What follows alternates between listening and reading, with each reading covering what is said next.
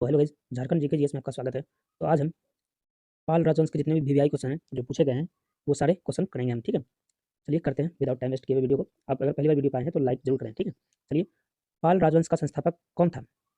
Answer कीजिए। पाल राजवंश का संस्थापक कौन था? तो आपको बता दें, गोपाल, ठीक है। पाल राजवंश का संस्थापक गोपाल था। चलिए,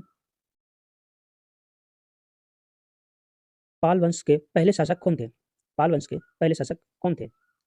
तो इसका आंसर कीजिए। तो इसका आंसर हो जाएगा गोपाल। पाल वंश के पहले शासक कौन थे? तो गोपाल थे। किस वंश का राजधानी दक्षिण भारत में नहीं थी? किस वंश की राजधानी दक्षिण भारत में नहीं थी? तो इसका आंसर हो जाएगा पाल। नालंदा और विक्रमशिला विश्वविद्यालयों की स्थापना किस राजवंश के शासनकाल में हुई थी? तो इसका आंसर हो जाएगा पाल। ये सब सारे क्वेश्चन झारखंड में और एसएससी सीजीएल में और एसएससी और रेलवे में बहुत बार पूछे गए क्वेश्चन हैं, इसीलिए मैंने इनको इंक्लूड किया हुआ हूँ। ये वीवीआई क्वेश्चन है सारे। तो आंसर कितना कर पाते हैं आप हमें जरूर बताइए। 5 मिनट है। किसने विक्रमशिला विश्वविद्यालय को स्थापित और नालंदा विश्वविद्यालय को पुनर्जीवित किया? तो इसका आंसर हो जाएगा धर्मपाल, ठीक है। चलिए, 6 नंबर। 9वीं शताब्दी में प्रसिद्ध विक्रमशिला विश्वविद्यालय की स्थापना किसने की? तो किसने की? तो हो जाएगा क्या आंसर इसका? धर्मपाल, ठीक है। चलिए, 7 नंबर। 7 नंबर है, निम्न में से किसे उत्तरापद स्वामी की उपाधि दी गई थी? तो आंसर कीजिए। ये देखिए आंसर इसका, नीचे गोपाल और देवपाल है, ठीक है। तो इसका आंसर हो जाएगा धर्मपाल, ठीक है। चलिए, संस्कृत कवि राजशेखर दरबार में रहते थे, तो किसके दरबार में रहते थे? आप आंसर कीजिए। तो इसका आंसर हो जाएगा महिपाल प्रथम के, ठीक है। चलिए, 9 नंबर है, बगदाद निवासी अल मसूद किसके शासनकाल में भारत आया था? तो आंसर कीजिए। देखिए, आप लोग आंसर जरूर क्या कीजिए, आंसर से आपका स्पीड तो बढ़ेगा ही, आपका एग्जाम में भी फायदा होगा। और आप सब कंटिन्यूसली क्लास क्या कीजिए, क्लास करने से आपको बेनिफिट होगा। तो इसका हो जाएगा आंसर महिपाल। चलिए, 10 नंबर। पाल वंश के पतन के बाद बंगाल में किस राजवंश ने अपना शासन स्थापित किया? तो इसका आंसर हो जाएगा, आंसर कीजिए। तो इसका आंसर क्या हो जाएगा? सेन वंश हो जाएगा। चलिए, 11 नंबर। बंगाल के पाल वंश का संस्थापक कौन था? तो आंसर कीजिए। बंगाल का पाल वंश के संस्थापक कौन थे? इसका आंसर हो जाएगा गोपाल। 12 नंबर। पाल राजवंश का पहला राजा कौन था? देखिए, आप लोगों को हम फास्ट इसलिए करवाते हैं ताकि आपको ज़्यादा से ज़्यादा क्लास अटेंड करने का मौका मिल पाए और ज़्यादा से ज़्यादा क्लास कर पाओ और क्वेश्चन कर पाओ। इसीलिए हम सुपर फास्ट क्लास लाते हैं आपके लिए। और आप अगर पहली बार आए हैं तो ज़रूर जुड़ें चैनल में, ठीक है। तो इसका आंसर कीजिए। तो इसका आंसर हो जाएगा गोपाल। चलिए, 13 नंबर। इनमें से कौन सा राजवंश दक्षिण भारत से संबंध नहीं था?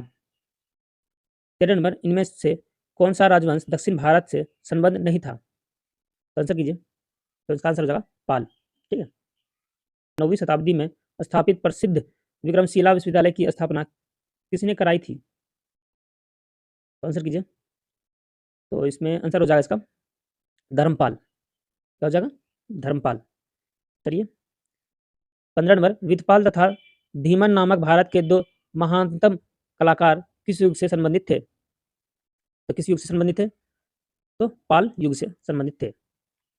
16 नंबर है, निम्नलिखित में से किसने सोनपुर महाविहार का निर्माण कराया था? तो इसका आंसर हो जाएगा धर्मपाल, ठीक है। क्योंकि अभी धर्मपाल से क्वेश्चन चल रहे हैं तो इसीलिए आप ऐसे भी कर पाओगे धर्मपाल, ठीक है। चलिए, लेकिन आप लोग इसे जरूर याद कर लें, इसे बहुत ही इंपॉर्टेंट क्वेश्चन है, आप इसे मिस ना करें। उस पाल शासक का नाम बताइए जिसे विक्रमशिला विश्वविद्यालय की स्थापना की। इसका आंसर हो जाएगा धर्मपाल। चलिए, 18 नंबर है, विक्रमशिला विहार का स्थापक कौन था? बिल्कुल धर्मपाल हो जाएगा। चलिए, गांधी इरविन समझौते का क्वेश्चन करेंगे, ठीक है। ये भी बहुत ज़्यादा पूछा जाता है। तो गांधी इरविन समझौते पर हस्ताक्षर कब हुई थी? आंसर कीजिए। बता दें आपको, 5 मार्च 1931 को हुई थी, ठीक है।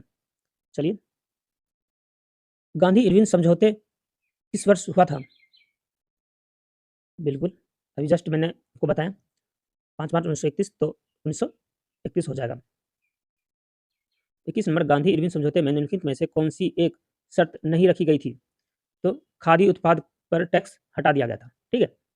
बी इसका आंसर हो जाएगा। चलिए, करते हैं हम हौले-हौले 22 नंबर। 1931 में गांधी इरविन समझौते का परिणाम क्या रहा? तो भारतीय राष्ट्रीय कांग्रेस ने सन्यासीय अवज्ञा आंदोलन को समाप्त करने पर सहमति व्यक्त की। ठीक है, इसका आंसर हो जाएगा कौन सा? बी। चलिए करते हैं 23 नंबर। गांधी इरविन समझौते पर किस वर्ष हस्ताक्षर किए गए थे?